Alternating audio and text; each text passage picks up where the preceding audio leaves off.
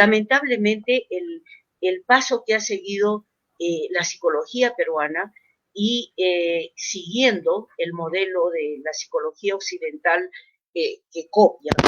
porque no hace nada más que reproducir eso un poco colonialmente,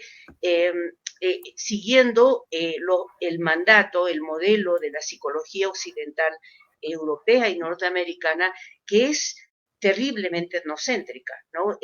El ser humano para ellos, por hasta ahora que de repente la crisis los va a desembarcar de este vehículo en el cual han viajado conceptualmente, el ser humano es el ser humano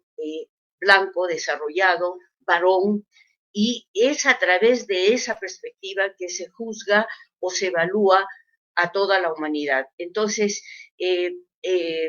y claro, nosotros los países colonizados históricamente,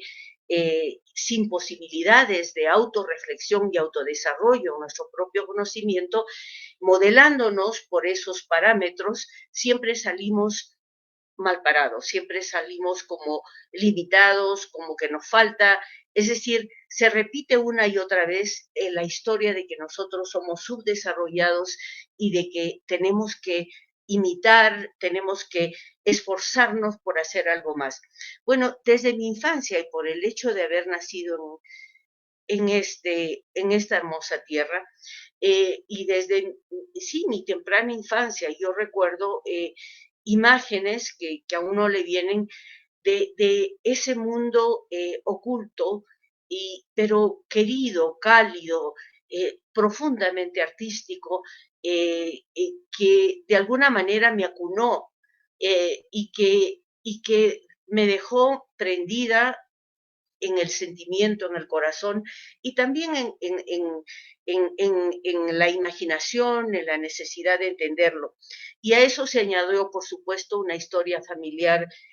trágica de la muerte de mi padre muy temprana por razones también que tienen que ver con la situación política del Perú, histórico-política del Perú. Entonces, eso ha marcado mi camino y lo que he querido hacer es una psicología social que entienda los parámetros culturales, sociales e históricos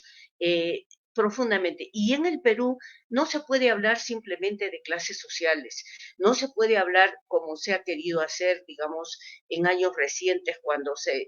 nota la injusticia estructural del país y la necesidad de cambios, entonces se adopta lo más avanzado del pensamiento europeo, que es el pensamiento crítico marxista.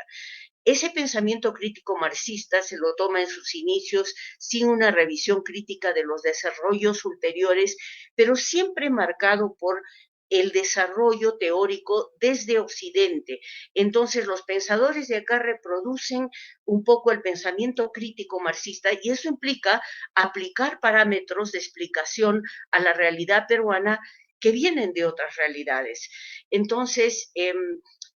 por eso es que predomina un análisis de clase y de sistema capitalista y del imperialismo y del colonialismo y de la resistencia, pero no se enfoca uno en estudiar la realidad palpable, patente, ¿no? Es cómo puede un sistema social dominante enceguecerte de tal manera que lo que está ante tus ojos, 80% de lo que te rodea, es, es andino, indio originario, pero como estamos condicionados a verlo como inferior, no se toma en cuenta. Y entonces, ahora mismo, como yo veo ahora en el Cusco, el asunto es la invasión de toda esa economía de mercado, el consumo como criterio prácticamente de humanidad, ¿no? Entonces, tú estás midiendo a las personas en cuánto puedes consumir objetos y cuánto puedes lucirte con ellos, y entonces dejas de lado, y en eso se embarca también la población andina originaria, sobre todo los jóvenes. Entonces, el asunto para mí era,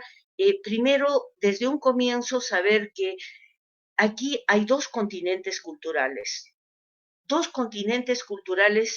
que no se pueden mezclar, que son como el agua y el aceite. No se pueden mezclar. No es posible un mestizaje de una cultura occidental cuyos parámetros son el individualismo, el patriarcado, la competencia, eh, y después otros aspectos psicológicos, como decir, bueno, los criterios de obediencia y de moralidad que se toman o no se toman y que los referentes son metafísicos o no, y una cultura milenaria que desarrolló con supuestos totalmente diferentes.